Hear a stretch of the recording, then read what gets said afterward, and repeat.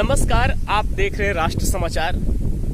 मैं आशा करता हूं कोरोना काल में आप सभी स्वस्थ होंगे और जब भी आप घर से बाहर निकलते होंगे तो मास्क का प्रयोग जरूर करते होंगे। मैं भी घर से बाहर अभी निकला हूं तो मास्क लगाकर ही निकला हूं। खैर अभी यहाँ पे कोई भी आसपास नहीं है तो मैं मास्क हटाकर थोड़ा बात करना चाहूँगा आप लोगों से। आज सुबह सुबह दिल्ली से एक ऐसी तस्वीर आई है जिसे देखकर आप लोग भी चौंक जाएंगे।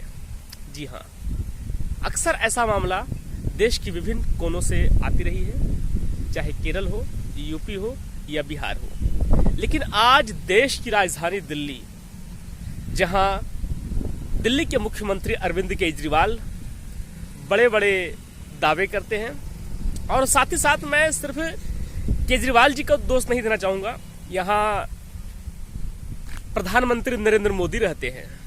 देश के बड़े बड़े मंत्री सभी दिल्ली में ही रहते हैं। स्वास्थ्य मंत्री दिल्ली में रहते हैं। दिल्ली के स्वास्थ्य मंत्री तो दिल्ली में रहते ही हैं। केंद्र के जो स्वास्थ्य मंत्री हैं वो भी दिल्ली में रहते हैं। उसके बाद भी ऐसी तस्वीर सामने आई है जिसे देखकर आप सभी चौंक जाएंगे।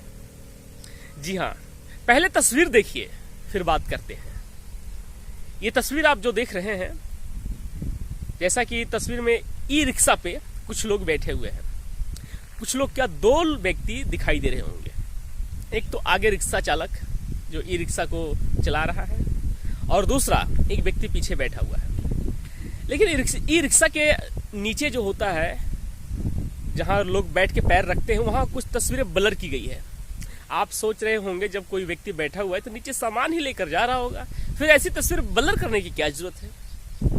लेकिन मैं आपको बता दूं कि ये नीचे कुछ सामान नहीं बल्कि दिल्ली के शास्त्री पार्क निवासी पवन की लाश है।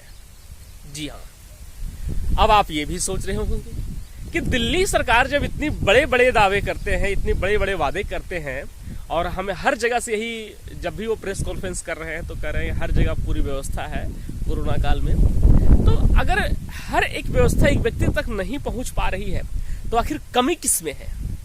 कहीं ना कहीं तो कमी सरकार में है, या फिर सरकार के उन ऑफिसरों का हो जिन्हें जिम्मेदारी दे रखे हैं। दिल्ली के जग प्रवेश हॉस्पिटल में पवन की मृत्यु 26 तारीख की हुई है, 26 मई। हालांकि मैं ये नहीं बता सकता कि उनकी मौत किस कारण से हुई है, लेकिन हाँ, जग प्रवेश हॉस्पिटल में उनकी मौत 26 मई को हुई है। ये जग प्रवेश हॉस्पिटल भी दिल्ली के शास्त्री पार्क में है और पवन नाम का जो व्यक्ति जिसकी मृत्यु हुई है, उनका भी घर शास्त्री पार्क इलाके में ही है।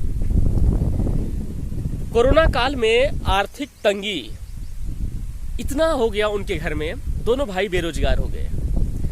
पवन की जब हालत खराब हुई तो उन्हें हॉस्पिटल में भर्ती कराया गया, लेकिन वो नहीं रहे अपने परिवार के बीच, हम सभी के बीच। तो उन्हें इतनी आर्थिक तंगी थी कि हॉस्पिटल से शमशान घाट ले जाने के लिए एम्बुलेंस तक के पैसे भी नहीं थे। हॉस्पिटल के बाहर उनके परिवार यूं ही चक्कर लगा रहे थे, तो जैसे तैसे कोई व्यक्ति एक राजी हो गया कि ठीक है, मैं उनकी लाश को शमशान घाट तक पहुंचाऊंगा। और वो व्यक्ति था ये ई रिक्शा चालक, जिन्होंने अपने ई रिक्शा पर पवन की लाश को शमशान घाट तक पहुंचाया। शमशान घाट पहुंचने के बाद पवन के घर वाले के पास इतने भी पैसे नहीं थे कि पवन की अंतिम संस्कार कर सके। एक एनजीओ, गैर सरकारी एनजीओ सामने आए और उन्होंने पवन की अंतिम संस्कार में पूरा मदद किया। लेकिन सवाल ये उठता है कि जो दिल्ली सरकार, देश की राजधानी की जब ये हालात है कि किसी व्यक्ति को कोई सुविधा नहीं मिल पाता है, ना ही एम्बुलेंस मिल पाती है, और ना ही किसी व्यक्ति, अगर कोई इतने गरीब तबके हैं जिसमें दाह संस्कार के लिए अगर उनके पास कुछ पैसे नहीं हैं तो उनको सरकार मुहैया नहीं करा सकती है, तो फिर इतने बड़े बड़े वादे किस लिए? छोड़ दीजिए सबको, सब देख लेंगे। है लोग इतने सक्षम, देख लेंगे अपने आप को। आप अगर इतने बड़े बड़े वादे करते हैं तो फिर इसे निभाते क्यों नहीं है? क्या सिर्फ मीडिया के सामने आकर ही बड़े बड़े वादे करते हैं? मैं उन पत्रकारों से भी निवेदन करना चाहूंगा जो केजरीवाल जी के प्रेस कॉन्फ्रेंस में जाते हैं और सवाल ना किए हुए एक भी सवाल नहीं करके सिर्फ जो केजरीवाल जी बोलते हैं वही सुन के आ जाते हैं। भाई साहब, ऐसी पत्रकारिता भी क्या जो आप सवाल ना कर सके, फिर जाने से फायदा क्या। मैं सिर्फ केजरीवाल जी के प्रेस कॉन्फ्रेंस में जाने वाले पत्रकारों को नहीं कहूंगा, मैं उनसे भी निवेदन करूंगा जो कि केंद्रीय स्वास्थ्य मंत्री डॉक्टर हर्षवर्धन जी के प्रेस कॉन्फ्रेंस में जाते हैं। उनसे भी आप भी सवाल कर सकते हैं कि आखिर देश की राजधानी दिल्ली में हालात इतने बदतर क्यों कि किसी शख्स को एक एम्बुलेंस तक मुहैया नहीं करवा सकते हैं, तो फिर इतने बड़े बड़े दावे क्यों।